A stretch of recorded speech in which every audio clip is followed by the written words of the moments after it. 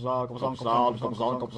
YouTube, Coppersan here. Last week I reached level 241 on my main in the Luna server, but gear progression has been going rather slow there, so I figured this would be the perfect moment to start spending more time on Reboot.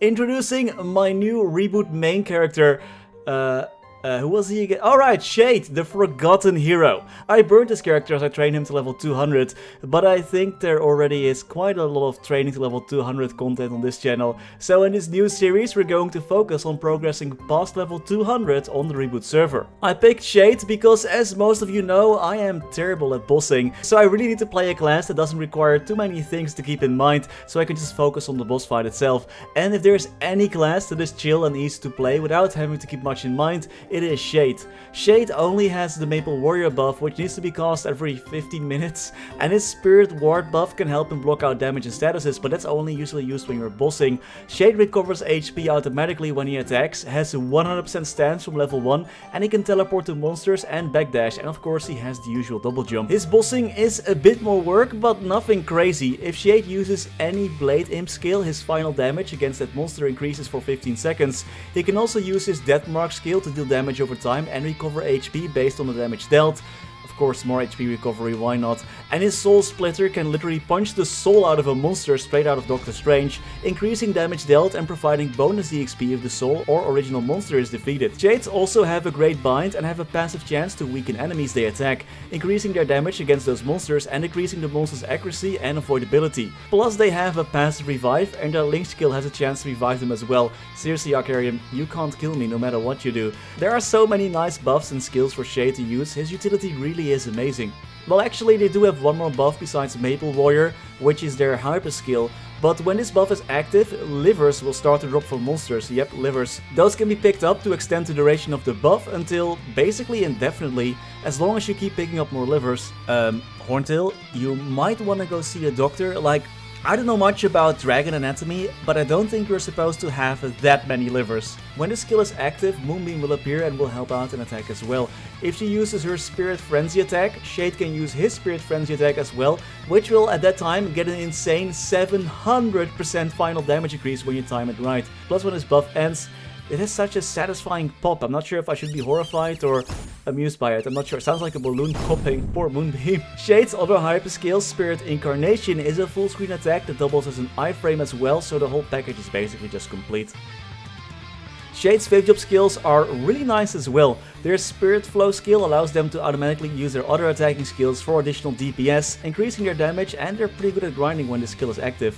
Their Spirit Gate skill summons more spirits that will automatically attack any monster near them, debuffing the monster as well, increasing Shade's critical rate and damage against those monsters. Smashing Multi-Punch is Shade's short burst skill. It's a key down skill that deals a ton of damage and summons like a million folk spirits after the final hit. And as long as you're holding down the key, attacks that deal a percentage of your HP as damage will have the damage halved as well, which is pretty nice. And finally, their True Spirit Claw is another passive skill that pops out when you're using your regular 4-job Spirit Claw skill, making this attack bigger and dealing more damage. Because Shade is a pirate, he can also get the loaded dice skill, even though he doesn't have any dice skills himself. Getting this skill will actually grant Shade the roll of the dice skill anyways. Okay, so hello, 30% bonus EXP rates when grinding, and 20% damage increase when you select a 5. You just select a number and it will always roll that, so it's pretty dope. You just instantly get 30% bonus EXP forever. Shades aren't the most powerful class when it comes to grinding or bossing, but this is a playstyle that I really enjoy, and that's what's more important anyway. I recently made a video showcasing all classes in the game, so if you are having trouble picking a main, make sure to check that one out. My fiancée Femke is actually joining me in Reboot as well. She's creating another Paladin. Because Paladin is the best class, obviously. So let's get this progression kicked off. I already was working on my Legion and Link skills earlier, so I'm not completely new to Reboot. There still are a lot of good Link skills and Legion effects missing though. I'm currently working on a Blaster and Beast Tamer, and I'm training a Hoyong afterwards. We're getting close to the 3.5k Legion already. If you are planning to work on a Legion as well, make sure to create a 0. This time limited class is available now at the time of this video, and the Legion effect gives 10% bonus EXP at level 200, so that's a super important one to get. But let's talk progression. In the Reboot server, as you know, there is no trading, so we gotta gotta get all the items that we want ourselves. After reaching level 205, by doing the Vanishing Journey dailies and event coin capping in the Forsaken Excavation Site 2 in Future Period, I started some quest lines to unlock some additional boss fights. I unlocked the Von Leon boss fight by completing the Lion King Castle quest line. Also, always when I'm doing this quest line, I make sure to collect all familiar cards in this area so I can unlock the Lion King badge that increases HP and attack by just a little bit. Plus now I can start summoning 2 familiars at the same time. At this point, Hard Von Leon is really pretty easy to defeat for our shade, and then I started doing the next quest line. You know, for a temple based around time, the Temple of Time sure takes a long time to complete. After defeating a couple of thousands of monsters, we're able to take on Pink Bean as well, which isn't too difficult either. It's normal Pink Bean though, so nothing too fancy. Pink Bean drops a nice pocket item and belt, which are part of the boss set, and we actually did find a pocket item, so now with it in our possession, I started harvesting a rose clipping and unlocked my pocket slot. The whole unlocking process took maybe about 5 minutes. If you don't have enough charm yet to unlock your pocket slot, make sure to buy a trade boost potion in the event store to just instantly get it to level 30, and boom, you can start working on the quest from Big Headward. And finally, I completed the big part of the Silent Crusade questline to unlock the Arcarian boss fight, so we can start working towards our Dominator pendant. Pretty cool actually. In this questline, Shade meets the old heroes again, and he has some special, unique Shade dialogue. Of course, none of the other heroes recognize him, and it's full of depression and sadness. In the meantime, I'm also defeating the Through the Abyss bosses 10 times, so we can unlock their Chaos versions, and I completed 3 NLC quests from the Sheriff to get 1 NLC coin. I think you have to complete up until that Boomer quest, where you're asked to defeat 100 Boomers. The monsters though, not the people. You can use that coin to buy an additional ring. I did that because my ring slots weren't filled up yet. This only takes a couple of minutes, and it's a nice way to get an additional ring if you are unlucky with your boss drops. If you are starting a plus level 200 journey on Reboot as well, keep grinding until you reach level 205. Then Reverse City unlocks, and this has some amazing grinding spots. There is a quest line here that has to be completed, but it rewards 20 symbols, and you'll get almost half a level worth of EXP for completing the final quest in this area, which is insane. And to top it off, you also get this useless helmet. Of course, I'm also coin capping with events right now and participating in that punching machine style event to collect level up potions. I want to reach level 210, and then I want to start working on the scrapyard and demon camp weeklies. I didn't do those yet because all the other dailies are already taking up too much time. This is my gear as of right now, nothing too crazy, and I still haven't found any nice shoes or gloves. But tomorrow I think I might take on normal Magnus together with Femke in the hopes that it will actually drop some nice boss accessories.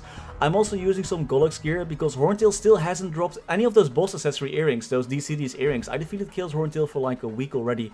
Not a single of those dropped. Crazy. And after we reach level 210 and up our Legion a bit more, I also want to start trying to take down Keelsakum and start doing the Commercy quest line as well for those voyages. Man, there always is so much to do. Progressing in Reboot is definitely more time consuming than in the regular server, but it does make it more satisfying as well in a way. I do miss that 8k Legion and massive amount of link skills that we had in Luna though, so I definitely want to work on that as well.